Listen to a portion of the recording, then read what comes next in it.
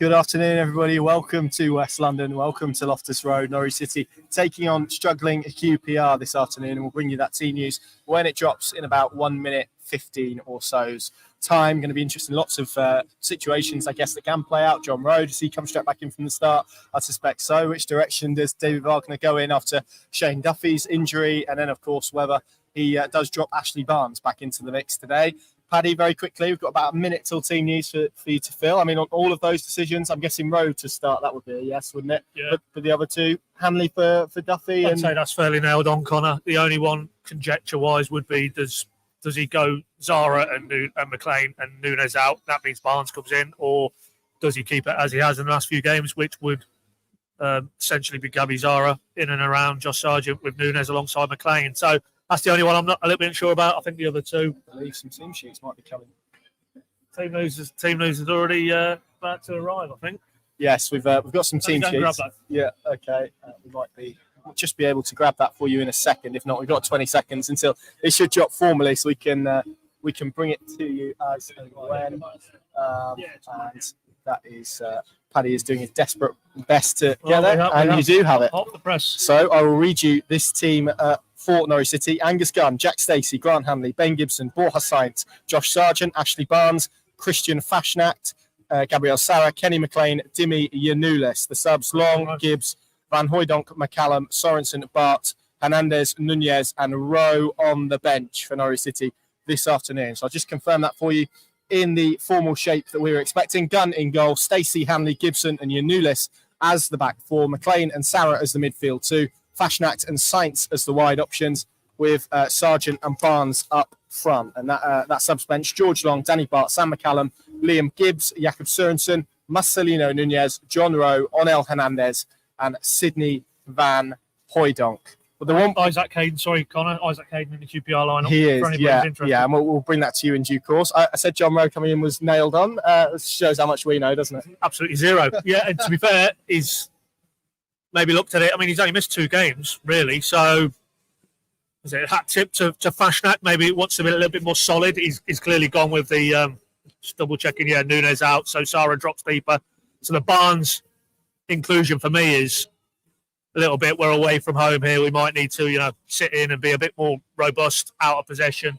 I can see that selection. And maybe in that vein, Fashnacht in and Johnny Rowe out is more of the same. But, certainly got plenty of potential from the bench, whether they need it or not. And if so, I'm sure I've not seen the flavour of the initial reaction, but I'm sure there's a few questioning in terms of the Fashnacht and Rowe dynamic. Is it proactive? Time will tell, as always with these things. He got it spot on last week against Coventry, both his 11 and in-game changes. That's what he gets paid to do, and he's gone with this today. So you can't underestimate QPR. They are unbeaten in 3. I think, as he said at his presser, over the piece, since Cifuentes has come in here, they'd be comfortably mid-table. Yeah.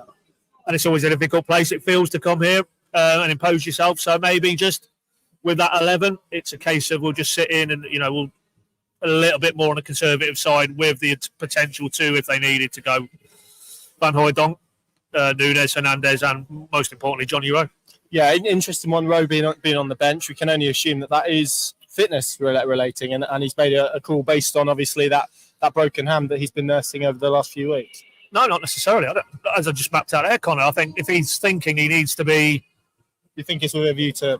Yeah, that is clearly an element because he's missed the last 2 games. But if he feels Fashnacht's come in and shown enough to retain his place in the here and now, I don't think anybody would dispute of those 2 players who do you want on your side over the piece. But in the here and now, in the context of today's game, maybe he's weighed up, the fitness element, but also, as I say, with Barnes coming in as well, that makes me feel like he knows it might be a battle here for early part of this game, and keep in the game. And if you need to, then you turn to your bench, and Johnny Rowe is as good as there is in terms of a game changer in this division, isn't he, this season? So I'm sure that's what he's in his thinking. We'll, of course, put that to him after the game. But if Johnny Rowe, if it was a fitness-related issue, he's not on the 20, is he? He's not on the bench. So that clearly, in my mind, would suggest it isn't fitness-related primarily, which is why he's kept Fashnacht in today.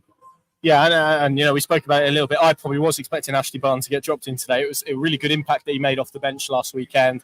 Feels like the type of game and type of occasion where it maybe feels like he's best suited to, particularly given, as you referenced, the added physicality of Isaac Hayden in QPR's midfield. Yeah, somebody's not happy with your scarf here, Connor. There's some different colours on there. There's a grey and a just threw me that. Yeah, I mean, it feels more of an environment where Ashley Barnes could thrive today. I mean, he was good in his cameo against Coventry last week, but it is a different requirement starting rather than coming on. But as always with these things, Wagner and his coaching staff will have sat down and looked at what QPR are good at and what they're not good at and where they can exploit it. And in his view, that 11 in that setup, as we'd expect it, he would feel gives them the best chance, at least to be in this game in terms of firmly set. And then, if you have to get Johnny Rowe in because maybe it's an hour gone and it's all level, or they need to chase it, then you can see the logic in it. But I don't know. It just feels it tips too far purely in terms of Fashnacht and Rowe. That dimension, that to me is too conservative. I really feel when. Now at this stage, because they are still outside the top six, it's about being proactive. It's about being, as you said, the Coventry approach.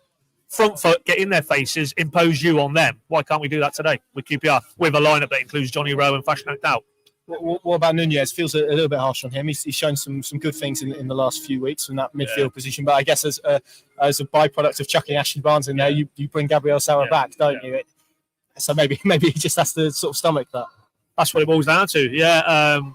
It's the knock-on effect, I think, from wanting to have Barnes in and around Josh Sargent at the top end of the pitch. And you're not dropping Sara, are you? So, Nunez, he's been okay. I thought he was, that second half at Leeds, I thought he was very good because that was the first time you'd really, in a sustained period of a game, seen him dictating on the front foot, pinning back the opposition. I wouldn't say we saw that necessarily against Coventry. He was, if anything, I thought his best work was defensively last weekend. So that isn't a huge surprise to me that he's gone that way. Because Gabi Sara plays, doesn't he? Ultimately, whatever part of the pitch, he needs to be on the pitch because he's a difference maker, as is the likes of Johnny Rowe.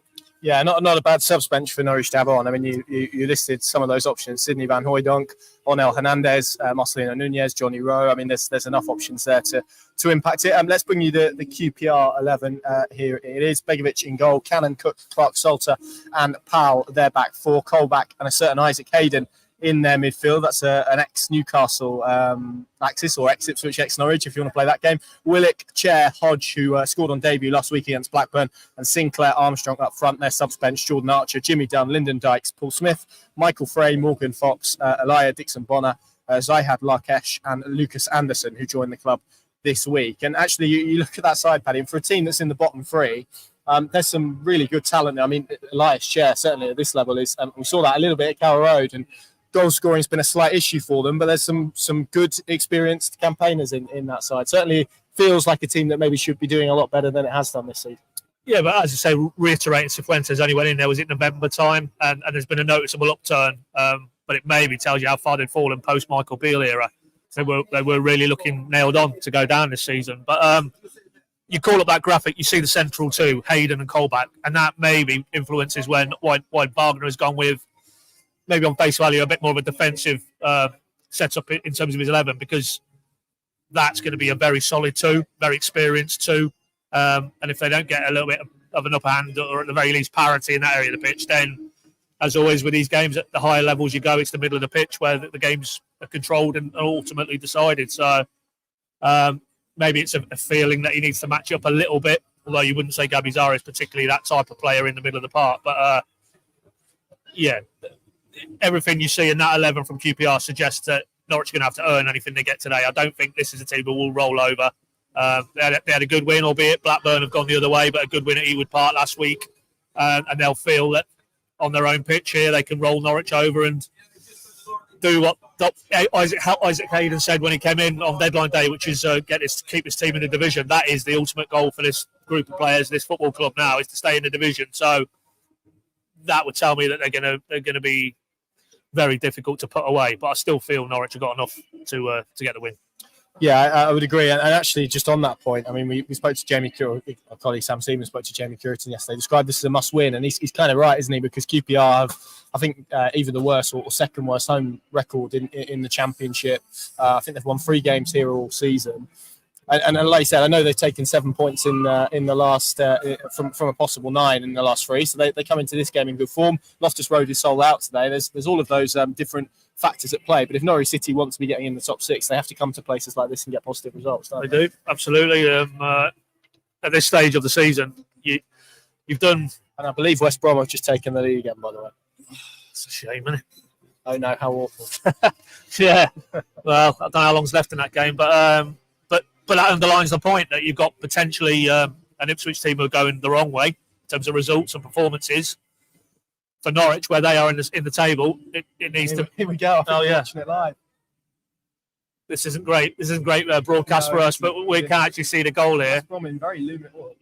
Oh, that's shocker from the Ipswich keeper. That near post, let it in from that far. Yes. John Swift, good player though. Now getting back to the most important matter.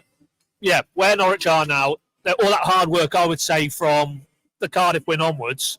Yes, there was a little blip around the festive period last time he was in these parts. Lost at Millwall. They'd obviously lost at QPR on West Brom on Boxing Day. But overall, a real consistent seam of results has got them just on the cusp of it. Now they need to put the foot down and over these remaining 15 games, because it won't be enough. Well, you could debate it. I mean, if they get in the top 6, that might, for some, maybe internally seen as, you've achieved the objective. But there's no point limping into it. You need to hit the top 6 and be the team who are in form and with the momentum behind you. And that only comes from winning games and playing well, scoring goals, attacking football for me. And this type of game today is very much one that they can't afford to slip up in, because you see how congested it is from West Brom downwards. And at this stage of a season, it will feel exponentially bigger if they drop points and others are picking them up, because the games are running out. Prediction? 1-2, Van Hooijdonk winner. Oh, I think I went. Did I go 2-1 yesterday? I'm looking at Adam for that. I think I did. You said 1-2. Yeah, I'm going to join you with a 2-1 Norwich win. I think I might have said a Van Hooijdonk winner as well yesterday. So I don't know if you've been watching the preview. What's this from Spanish? Yeah. Why have we changed sides today? We're going to get blamed now. Yeah, we are.